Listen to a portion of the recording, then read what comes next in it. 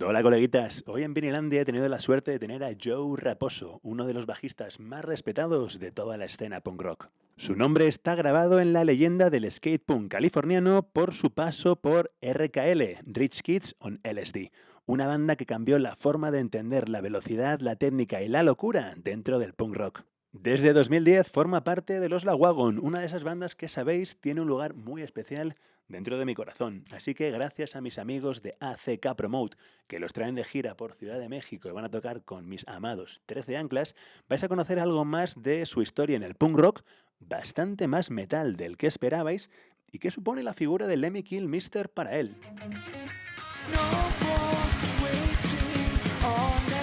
Así que perdonadme si mi inglés está un poco oxidado, hace muchísimo que no lo sacaba a pasear, creo que YouTube os va a dar la opción de subtitularlo, y sin más preámbulo, let's talk about feelings.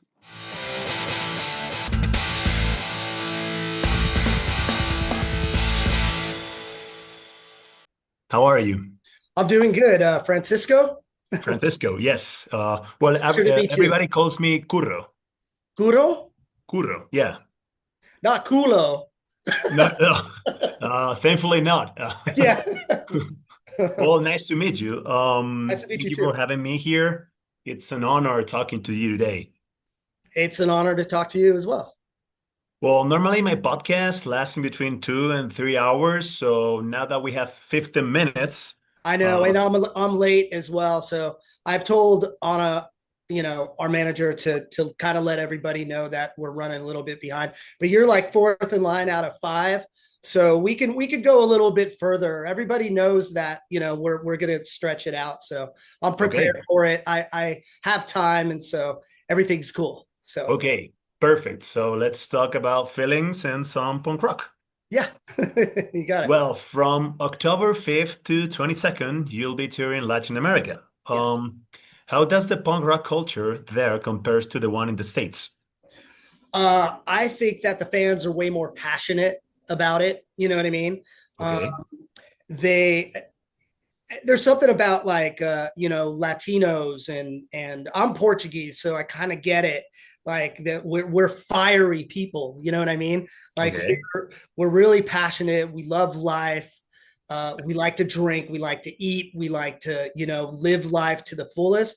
And I think that it represents the passion that punk rock fans have for music as well, and you can see it when you play the shows because they're all singing along and having a great time and bouncing off the walls, and that's what I love about playing South American and South American fans.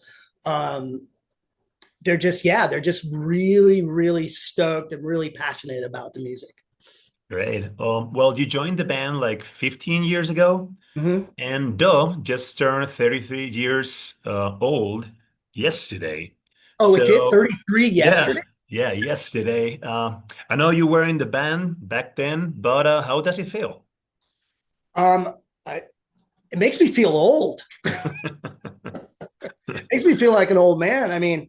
But it feels great. Like these are crazy milestones for like, punk bands to hit. Like that was albums like almost 35 years ago. Yep. And the fact that we're still, touring and playing and, still making music, it feels great. It makes me feel alive, makes me feel young again. Do you remember when it first came out? When Duck came out, I do remember. I think at that point, I was in RKL at the time. Yeah. And we were signed to Epitaph, so we weren't really part of that whole Fat family back then. But I do remember when it came out, and I thought that some of the songs sounded like RKL. Well, that's a little bit true, actually. Yeah. So when you joined Lagwagon's, fans already knew you from Rich Kids on LSD. How did it feel stepping into a band such as Lagwagon? It felt great. Well, it felt natural because I had already played, in bands and music with most of the members or musicians in the band. You know, I had never been in a band with Joey before, but you know, playing with Flip and Chris Rest and Dave Ron, you know, we have a huge history that goes back. In fact, me and Dave Ron, we went to kindergarten together. So Okay. we were in the same class, and so you could say that I've known him ever since I was like 8 years old. So we have a long history, and he's also the first drummer I've ever played with ever in my life. It, So it was a punk rock kindergarten, right? punk rock kindergarten, yeah, you say that. Okay. But you know, so there's a lot of history in the band. So when I stepped in after Jesse, it just felt comfortable, like I was already there, you know, like I was meant to be there. And then Jesse, because he was comfortable leaving the band at that point, and also playing the box set shows. I think that was like in 2011. We were doing the tour together where he would play the first part of the shows, and then I would play the encore and be introduced as the new bass player.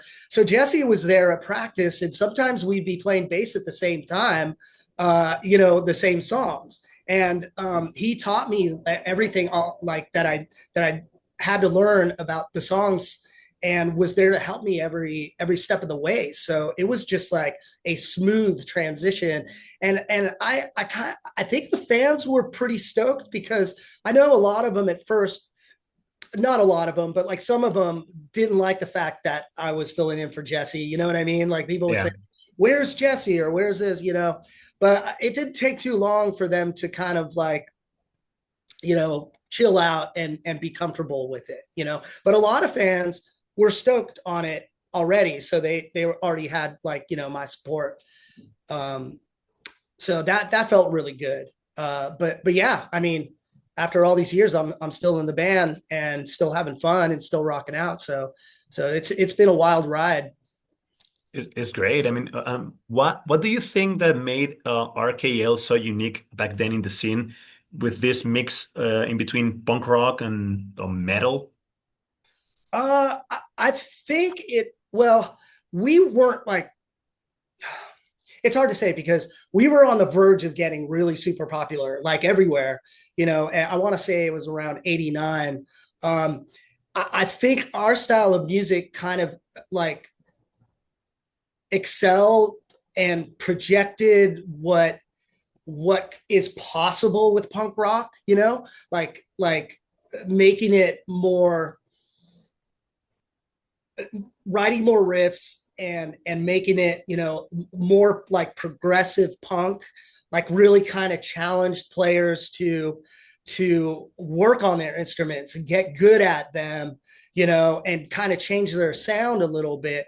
And I think it influenced a lot of people. I mean, Bomber's drumming, there had been a lot of drummers like Eric Sandin saying, like, he pretty much kind of changed the whole punk rock beat, and how, you know, the kick pattern goes with you know, the bass and the rhythm of like punk rock songs, and the potential of like how, you know, like what kind of growth it can take the music to, you know. He kind of like created, they say that he created the modern punk beat, fast punk beat or whatever. But the reality is that beat, I think personally, has been around for a long time. I think he just kind of like perfected it. Okay. And Okay. influenced a lot of drummers in that way. You know what I'm saying? But yeah, I mean, RKL kind of like influenced a lot of these bands to take a new route in music and kind of write songs a little bit differently. And then, you know, really hone their craft at their instruments to show like, hey, I can play punk rock, but I can still play my instrument well. That's true. That's true. Actually, besides RKL, you played with the Real Mackenzies, Mm-hmm. also the Mad Caddies. Mm-hmm. These bands are really different lyrically speaking from Lagwagon. And it was back then when Lagwagon and No Use for a Name brought the more introspective and melancholic side to punk rock. Mm-hmm. Do you feel that the melancholic and introspective is more common nowadays in the punk rock scene? Uh, I would, well, it all depends, right? Because I think that every band that was good, like, or is good, is influential, no matter how melancholic or deep their lyrics can be, or no matter how fun they can be or stupid. I think it's all an influence, and it's all been an influence on me. I think that a lot of bands these days, they kind of choose the route of what they want to be and what is identifiable for them, to continue into what they do, right? So I don't think that it's like you hear about this emo thing that's happening, and there's a lot of emo bands, and they have a lot of feelings and they want to tell everybody about them. It just depends on like what kind of sound you want to create and what is the personality of your band. As far as influencing people, I think that if you listen to punk rock, especially 90s punk rock, you're influenced by everything, right? There's not like one band that you listen to. It's like, I'm just going to listen to emotional punk rock, Well, it's like, no, I listen to, No Use for a Name. I listen to Lagwagon. I listen to NoFX. I listen to Pennywise. I listen to, you know what I mean? It's like you kind of listen to everything, right? yeah, that's true. I mean, but do you think that a punk rock still means the same today in 2025 than it was in the 90s? Um, that's a hard question. I I think some of the core values still exist. A Okay. majority of the core values still exist because it's such like kind of a niche, Hmm. like, genre or subgenre, Yep. and I think all these bands, there's a camaraderie, and I think we all have the same ideals. I think the new bands that are coming out now, um, it's a little different, right? Because bands like Turnstile like are using like a 90s type of I don't want to say a core base because their music is influenced by a lot of different genres, but they are like pretty much kind of like a 90s hardcore band. If you It is. strip everything out of it, that's what their core is, right? Yeah, exactly. Yeah. Yeah, that's So true. so I think that like they're keeping the torch alive. The younger bands like this that have that type of sound, that are keeping the torch alive, and that like are kind of like branching out this 90s type of punk rock hardcore sound to other people who would have not heard it before, which is great. I think it's awesome, and I see more and more young kids coming to the shows and stuff like that. So if that like Turnstile hits an algorithm, in Apple Music that eventually gets Lagwagon into, a radio or playlist that they have, hey man, that's cool. I think it's awesome. Yeah, I love Turnstile. Speaking of La Wagon, Railer came out in 2019. It's Mhm. like 6 years ago. Are you guys working on something new that you can say? Well, I could say that we have been working on new stuff, right? Okay. In the last year, we've been focused more on touring, and playing live shows and practicing for that. But we have songs in the wings, and we also had a band meeting earlier this year that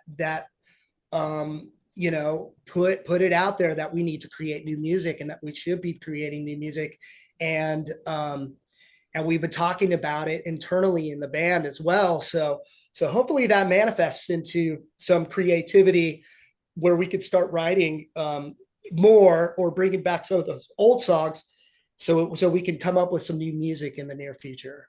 That'll be awesome. I mean, I would love to. Well, let's speak about some influences. The other day, La Wagon appeared on a Motorhead tribute album. Mhm. You cover rock and roll. Maybe the song that defines best the Motorhead attitude, the rock and roll, right? How influential were Lemmy and Motorhead to you personally? To me personally, Yeah. that's the reason why I bought a Rickenbacker bass in the first place, right? Okay. It's Okay. like if you're a bass player and you don't like Lemmy, then I wouldn't disown you, but I would say like you're fucking missing out, bro. You need to listen to some Motorhead. I mean, it's like every bass player that I know Lemmy and the influence that he's had not only on the rock scene and the metal scene, but on the punk scene too. I mean, that's like crossing some serious borders there, right? Yep. And Motorhead, and especially Lemmy, has been highly influential to me over the years. It was for Bomber too, you know, when I was in RKL.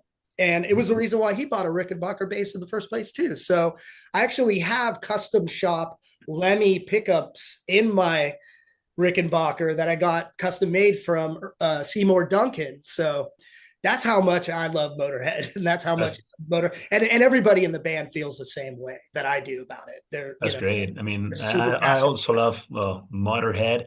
How about metal music? Does it have a room in your playlist right now? Metal pretty much is my whole playlist. Okay. What kind of bands?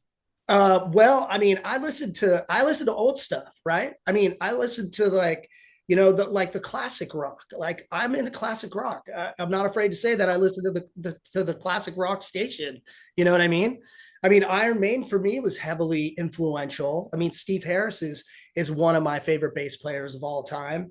You know, and going into, you know, I mean, I grew up in the Bay Area, right? So I grew up in an area where punk rock and metal was synonymous. You know, it was like the punkers were going to metal shows and the metal dudes were going to punk shows. So it wasn't uncommon for me to see, you know, Kirk Hammett at a punk show. Or you know, go to a punk show and then you see, you know, members of Exodus there as well. And then I mean, I would go and see Exodus at like Ruthie's Inn, and even RKL had played metal shows with, you know, like Forbidden, and so it's like metal has always been a part of my life, and I love metal, and you know, I still listen to it to this day. I personally think there couldn't be like modern punk without metal. I do agree. I do agree with that. And besides Lemmy, that we already spoke about him, who were your biggest influences on bass? Well, at first, I want to say my first heavy influence was John Paul Jones from Led Zeppelin. Okay.